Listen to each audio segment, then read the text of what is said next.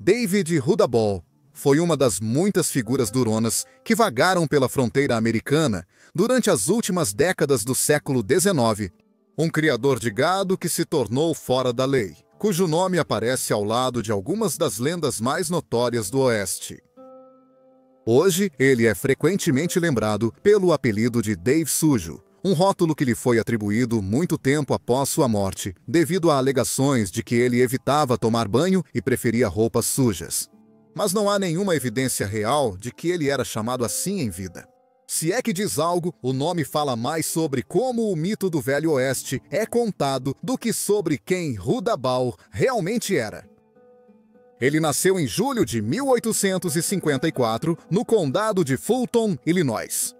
Como muitas famílias pegas na turbulência da Guerra Civil, os Rudaball ficaram para juntar os pedaços depois que a tragédia aconteceu.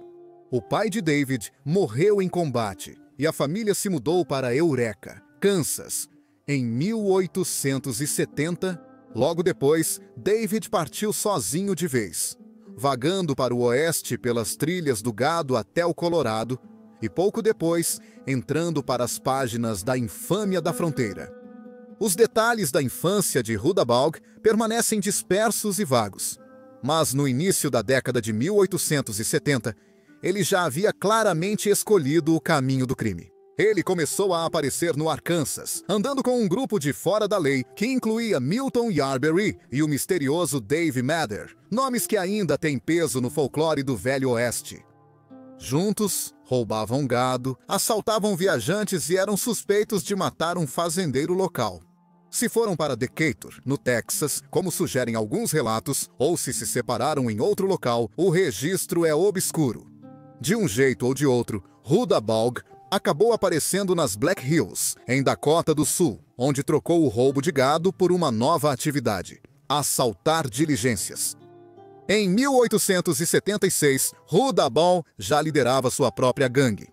Ao lado dos companheiros fora da lei Mike Rourke e Dan Dement, ele criou o que ficou conhecido como o Trio, uma pequena gangue especializada em furtos e roubo de gado pelos assentamentos pouco protegidos do Texas. Dizia-se que Rudaball era o líder deles, e suas operações deixavam um rastro de bolsos vazios e cidades assustadas por onde passavam. Algumas histórias dessa época trazem um toque de romance do Velho Oeste, dizendo que Rudaball ensinou Doc Holliday a usar armas e, em troca, recebeu dicas de carteado. É uma ótima parte do folclore do Velho Oeste. Dois homens notórios trocando conhecimentos sob a luz de uma lamparina de saloon. Como muitas histórias desse período, não há prova concreta de que isso ocorreu. Ainda assim, é uma daquelas histórias que permanecem, pois em tempos e lugares onde a linha entre verdade e lenda era borrada, alguém como Dave Rudaball se encaixava perfeitamente. No outono de 1876, o caminho criminoso de David Rudaball tornou-se mais ousado e perigoso. Naquele outubro, ele assaltou um acampamento de construção da ferrovia Santa Fé e depois desapareceu nas vastas planícies do sul. O roubo ousado iniciou uma perseguição que o levou a enfrentar os mais famosos homens da lei do Oeste. Entre eles estava ninguém menos que Wyatt Earp, que recebeu uma nomeação temporária como delegado federal especificamente para perseguir Rudaball. Earp deixou Dodge City e cavalgou intensamente, percorrendo mais de 400 milhas em perseguição, sua trilha se estendendo profundamente pelo Texas em direção ao assentamento difícil de Fort Griffin. Quando Earp chegou à cidade decadente às margens do rio Clear Fork do Brazos, Rudaball já tinha ido embora. Na esperança de conseguir uma pista, Earp entrou no bar mais conhecido da cidade, o Saloon Chance. O local era de João Chance, que Earp conhecia desde os tempos em que arbitrava lutas de boxe sem luvas na juventude. Chance confirmou que Rudaball esteve na cidade dias antes, mas não sabia para onde ele foi. No entanto, ele apontou a Wyatt, um homem que poderia saber mais, o apostador e pistoleiro Dr. Holliday. Na época, Dr. Holliday tinha a reputação de desprezar homens da lei, e Wyatt não tinha certeza de que tipo de recepção receberia. Mas quando encontrou o Dr. Holliday naquela noite de volta ao salão, ficou surpreso ao ver o apostador calmo e cooperativo. Dr. Holliday contou que acreditava que Huda Baugh tinha voltado para o Kansas, uma dica que se mostraria tanto precisa quanto fundamental.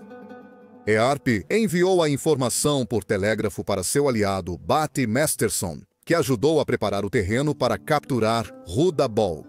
Aquela noite também marcou o início da amizade entre Wyatt Earp e Dr. Holliday, um laço improvável forjado entre uísque, cartas e um inimigo em comum. Como o doutor havia imaginado, Huda Baugh realmente voltou para o norte e rapidamente retomou seus velhos hábitos.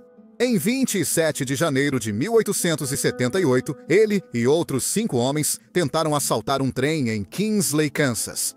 Mas o assalto fracassou e a lei chegou rapidamente. Em poucos dias, Huda Baugh e seu cúmplice, Edgar West, foram capturados pelo xerife Batty Masterson e seu grupo, que incluía o marechal John Joshua Webb. Quando Huda Baugh tentou sacar sua arma, Webb foi ainda mais rápido, obrigando-o a se render sem lutar. Os demais membros da gangue foram presos pouco tempo depois. Diante da prisão, Huda Baugh preferiu optar pela autopreservação. Ele traiu seus parceiros, oferecendo informações em troca de clemência e prometendo se reformar. Sua traição colocou seus cúmplices atrás das grades, mas o próprio Huda Baugh recebeu uma segunda chance. Infelizmente, essa promessa de seguir o caminho certo durou pouco. Antes do final do ano, Dirty Dave já havia seguido para o sul, até o Novo México, a terra do encantamento, onde rapidamente voltou ao estilo de vida que conhecia melhor. Um de roubo, um de violência e um de estradas sem lei. Em 1879, Dave Huda Baugh já havia reencontrado velhos conhecidos e se metido ainda mais em encrenca. Reunindo-se com antigos parceiros dos tempos do Kansas, ele ajudou a formar o que ficaria conhecido como a Gangue de Dodge City, um grupo pouco organizado de fora da lei e autoridades corruptas que transformaram Las Vegas, Novo México, em um verdadeiro playground do crime. Durante quase 6 meses, a gangue deixou sua marca através de uma série de ousados assaltos a trens e diligências. Esse grupo incluía alguns nomes infames do Velho Oeste: Dave Mather, o misterioso, Joe Carson, o juiz de paz Hoodoo Brown e o já mencionado marechal J.J. Webb, que havia prendido Huda Baugh lá no Kansas. Agora, os dois cavalgavam lado a lado, com Webb e outros homens da lei ajudando a proteger a gangue de processos. Em 14 de outubro de 1879, homens mascarados assaltaram um trem em Las Vegas, Novo México. Os ladrões fugiram com pouco mais de $2.000 em dinheiro, alguns revólveres e, curiosamente, todas as lanternas do trem. Na época, os culpados sumiram sem deixar rastros. Mas quando Huda Baugh foi finalmente capturado 2 anos depois, ele admitiu ser um dos homens por trás do roubo. A falta de lei não terminou aí. No início de 1880, as tensões em Las Vegas chegaram a um ponto violento. No dia 22 de janeiro, 4 homens locais, T.J. House, James West, John Dorsey e William Randall, passaram a noite causando confusão, desfilando pela cidade e procurando briga. Quando eles entraram no Close & Patterson Variety Hall, o delegado Joe Carson tentou desarmá-los, mas eles se recusaram. Um tiroteio começou dentro do salão. Carson foi morto na hora.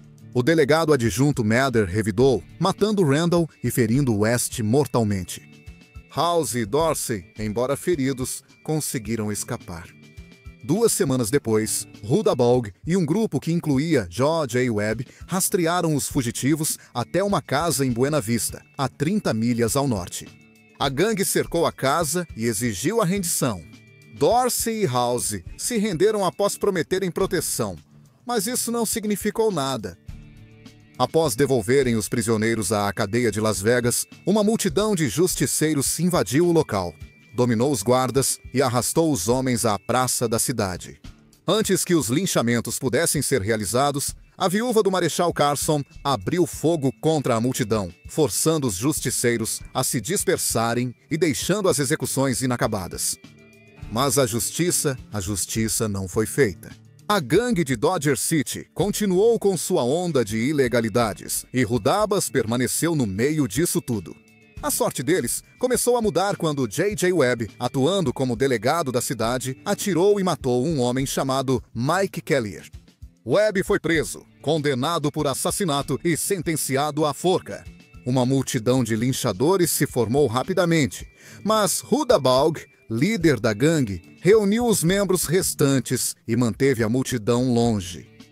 Não querendo deixar Webb ser enforcado, Rudabaugh tomou uma atitude desesperada. Em 30 de abril, ele e o cúmplice John Allen invadiram o escritório do xerife tentando fugir violentamente da cadeia. A invasão falhou, mas não sem derramamento de sangue. Rudabaugh atirou e matou o carcereiro Antônio Lino Valdez durante o caos. A sentença de Webb foi reduzida para prisão perpétua, mas a era de ouro da gangue estava terminando. A onda de violência deles foi longe demais. E o peso da justiça, ou da vingança nesse caso, estava começando a se aproximar. No começo dos anos 1880, Dave Rudabaugh vivia uma corrida frenética por sobrevivência, saltando de uma fronteira sem lei para outra. Depois de matar Lino Valdez, ele fugiu com o também fora da lei Tom Pickett para Fort Sumner, no Novo México, onde se juntaram ao infame Billy the Kid. Billy the Kid era e ainda é considerado um dos, se não o mais, infames fora da lei que já percorreu as vastas planícies do Velho Oeste. E ainda assim, diz a lenda que o próprio Billy não temia nenhum homem na terra, exceto um. E esse homem não era outro senão Dave Rudabaugh. Se é verdade ou não, isso diz muito sobre a reputação que Dave Sujo construiu para si mesmo. Em 30 de novembro de 1880, Rudabaugh, Billy the Kid e Billy Wilson chegaram a White Oaks, Novo México, onde as tensões já estavam altas. Os moradores da cidade tinham pouca paciência com os fora da lei, e o delegado James Redmond não hesitou em confrontá-los. Rudabaugh supostamente atirou em Redmond por impulso, provocando um tiroteio e uma rápida fuga da cidade. O trio fugiu para um rancho próximo, pertencente a Jim Greathouse, que eles fizeram de refém. Quando os policiais chegaram na manhã seguinte, os fora da lei trocaram Greathouse pelo delegado James Carlyle, que se ofereceu como negociador. Horas se passaram enquanto ambos os lados permaneciam em um impasse tenso. Então, pouco antes da meia-noite, um homem irrompeu pela janela, Carlyle apenas para ser baleado no meio do caos. Ainda não se sabe se o tiro fatal veio do grupo de busca ou dos fora da lei, mas o incidente encerrou abruptamente o cerco. Os homens da lei recuaram e Rudabaugh e seus colegas fugiram à noite. Embora Billy the Kid tenha sido responsabilizado pela morte de Carlyle, a verdade nunca foi comprovada. A liberdade deles também não durou muito. Em 19 de dezembro, a gangue voltou para Fort Sumner, sem saber que Pat Garrett e um grupo estavam à espera. Quando os fora da lei se aproximaram, os policiais saíram do esconderijo. Tom Pickett e Tom O'Folliard foram mortos a tiros na emboscada. O cavalo de Rudabaugh foi abatido, mas ele conseguiu pular no de Wilson e escapar. Eles se reagruparam em uma cabana abandonada numa área desolada chamada Stinking Springs. Dias depois, os homens de Garrett os localizaram na cabana e cercaram o lugar. Charlie Baldry foi baleado quando chegou muito perto de uma janela. O restante se agachou na cabana, encurralado e com poucas opções. Na manhã seguinte, Rudabaugh acenou com bandeira branca, sinalizando rendição. Esse era o fim da linha. Rudabaugh foi levado de volta para Las Vegas, Novo México, para ser julgado. Para evitar a forca, ele confessou um assalto a trem em 1879. O tribunal não estava interessado em acordos. Ele foi condenado por assassinato e sentenciado à forca. Preso na antiga cadeia da cidade, ironicamente o mesmo local onde seu ex-parceiro George J. Webb cumpria prisão perpétua. Rudabaugh não pretendia esperar por ali. Em 19 de setembro de 1881, Rudaball, Webb e outros 2 presos tentaram mais uma fuga desesperada da prisão. A tentativa falhou, deixando outro homem morto. Sem desanimar, tentaram novamente 2 meses depois e tiveram sucesso. Eles fizeram um buraco na parede da prisão com um cinzel e fugiram à noite. Rudaball e Webb fugiram para o Texas e depois cruzaram para o México. Enquanto Webb acabou reaparecendo no Kansas sob um nome falso e morreu de varíola em 1882, o paradeiro de Rudaball ficou desconhecido. O que aconteceu com Dirty Dave continua sendo um dos mistérios duradouros do Velho Oeste. A versão mais amplamente aceita diz que ele morreu de forma violenta no México. Em 18 de fevereiro de 1886, ele supostamente se envolveu em uma disputa mortal por causa de um jogo de cartas em Peralt, Chihuahua. Depois de matar 2 homens, ele voltou para a cantina no escuro e foi emboscado, decapitado e teve sua cabeça exibida pela cidade por seus assassinos. Outras histórias têm finais diferentes. Uma delas diz que ele se estabeleceu em Montana, se casou e morreu de tanto beber no Oregon, nos anos 20. Outra o coloca na quadrilha de Soapy Smith, no Colorado, onde ele morreu durante um tumulto perto de Cripple Creek. Seja qual for a verdade, o nome de Dave Rudaball permanece na lenda do Velho Oeste. Ele ainda é o único fora da lei conhecido que enfrentou todas as grandes figuras da fronteira. Pat Masterson, Pat Garrett, Doc Holliday, Wyatt Earp, Dave Mather e Billy the Kid. Sua vida, marcada por sangue, poeira e um destino misterioso tão frio quanto casos não resolvidos, reflete o caos e a conexão dos ícones do Velho Oeste.